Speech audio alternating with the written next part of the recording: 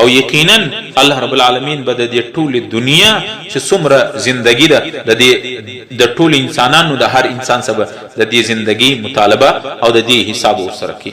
قرآن کریم کې الله تعالی فرمایي افحسبتم انما خلقناکم عبثا وانکم الینا لا ترجعون. تاسو دا ګمان دی الله تعالی وایي چې ما ته فضول پیدا کوو او برته به ما خواته نه راځي. الله تعالی فرمایي اذا جاء احدهم الموت، کله چې انسان ته مرګ راشي په تاسو کې قال رب ارجعوني لعلي اعمل صالحا، بیا به انسان د مرګ بعد تمنا کوي اے الله یو ځل مې بیا دنیا ته واستو نو ډیر نیک عملونه به وکم، یوار مې دنیا ته واستو بیا به ډیر نیک عملونه وکم. الله رب العالمین فرمایي کلا انها کلمه هو قائلها. الله تعالی دا زما یو اٹل فیصله ده چې د مرګ بعد بیا چاته چانس نه ورکوم. دنیا اوس چانس دی. الله تعالی فرمایي ومن ورائهم برزخ، دا بعد عالم برزخ دی الی یوم یبعثون، بیا تر قیامت پوری د قبر زندگی دا د برزخ زندگی ده. الله رب العالمین دی د قبر دا او د مرګ سمخ کې داغه تیاری مستنصب کی او د مرګ وخت چې کله راورسیږي هغه یو سکند نشاته کیږي. قرآن کریم کې الله تعالی فرمایي ولن یؤخر الله نفسا اذا جاء اجلها. الله رب العالمین و هرگز نه رسته کیږي نه شاته کیږي د هیڅ یو نفس انسان اذا جاء اجلها، کله چې د انسان اجل ورسیږي هغه یو منټ سکند هغه رسته کیږي او شاته کیږي نه. والله خبیر بما تعملون. الله رب العالمین و زه خبر یم چې تاسو کوم عمل کوئ، تاسو په ټولو عملو باندې زه خبر یم. او په میدان محشر به د انسان د اعمالو نتیجه انسان مخترس. قرآن کریم کې الله تعالی فرمایي فمن ثقلت موازینه، د کم چا چې نیک اعمال وزنی سي او درانه سي فاولئک هم المفلحون. الله رب العالمین ودا خلق کامیاب دي.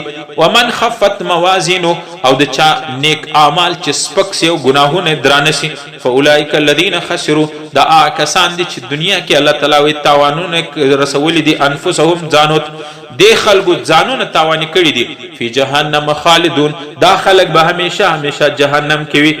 په دې وجه باندې عزیزانو مرګ نه مخکې د مرګ چې کوم مراحل را روان دي داغه د پاره تیاری وکړو.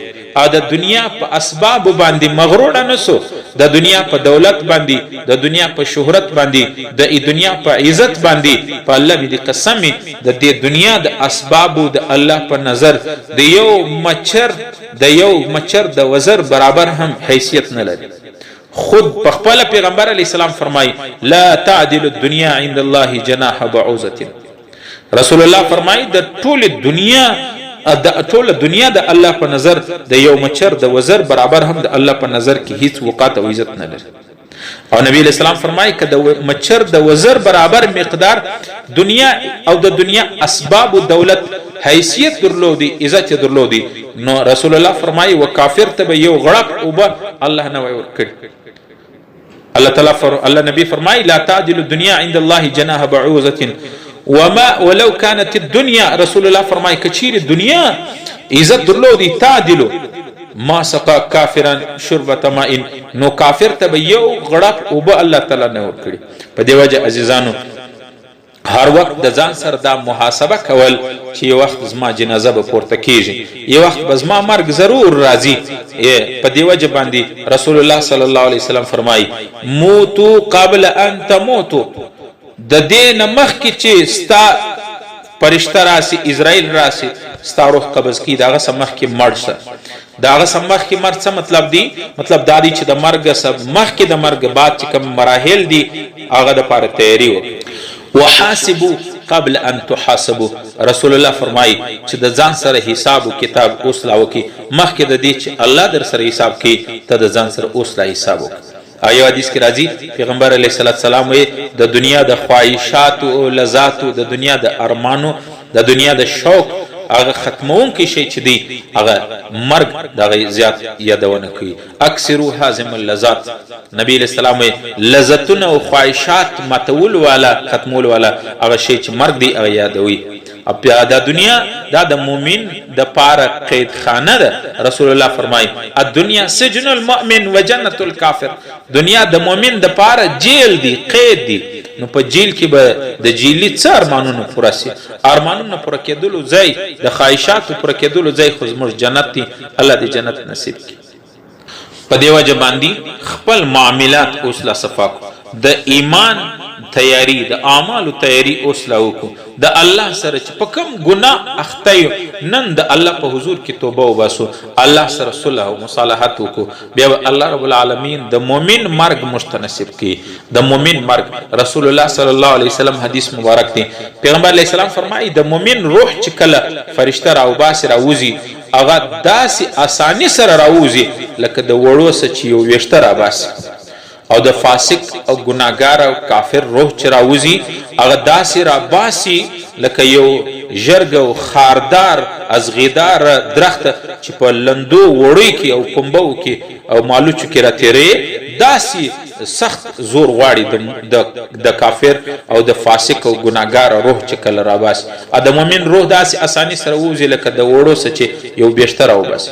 یو حدیث کې بل حدیث کې راځي، پیغمبر علیه السلام فرمایي مؤمن چې کله د مرګ وخت راسي فرشتې د مرګ فرشتې په یو خوبصورت او شایسته شکل کې راسي او یو خوشبو د ګلانو ګېډۍ او ګلدسته په لاس کې د په سینه باندې کښېږدي د جنت خوشبو، او د هغه په وجه باندې د مؤمن روح د په بدن کې داسې تنګ سي لکه یو مرغه چې په قفس کې تنګ پنجره کې تنګ وي، چې څنګه د پنجرې او د قفس دروازه خلاصه سي فورا هغه مرغه الوزي، دارنګه د مؤمن هغه روح د په جسم بدن کې داسې بېتابه سي فورا راوځي، یو منټ کې روح ووځي وفات سي.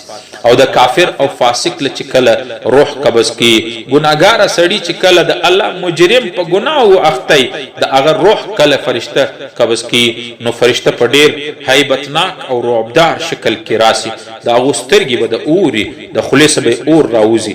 هغه فرشته چې کله راسي نو د انسان د روح چې دی لکه انسان یو سپی یا یو زهریله مار او لړم وویني نو انسان دغه څه د پټېدلو کوشش کوي، دغه څه د خلاصون کوشش کوي. دارنګه فرشته د مرګ چې کله وویني دا د انسان روح د په بدن کې کله یو ځای کې کله بل ځای کې پټېدلو کوشش کوي، روح ژر نه راوځي. الله رب العالمین دې د مؤمنانو مرګ مشتنصب کړي، او چې څنګه زندگی وي مرګ به هغه رقم راځي. که زندگی په دین باندې انسان تیری، د دین فکری، د دین سوچي، لمونځي، عباداتي، تلاواتي، په زبان باندې ذکر الله، نو د دې انسان مرګ به هماغه شان راځي. نبی علیہ السلام فرمای تموتون کما تحیون، تاسې به داسې مرئ لکه څنګه چې زندگی، مرګ به داسې راځي لکه څنګه زندگی تیروي. وتحشرون کما تموتون، او بیا د قبر چې راپاسئ، د قبر چې راپورته کیږي داسې لکه څنګه چې تاسې دنیا زندگی تیروي دغه رقم به راپورته کیږي، او چې څنګه مرګ مې راغلی دغه به بیرته راپورته کیږي.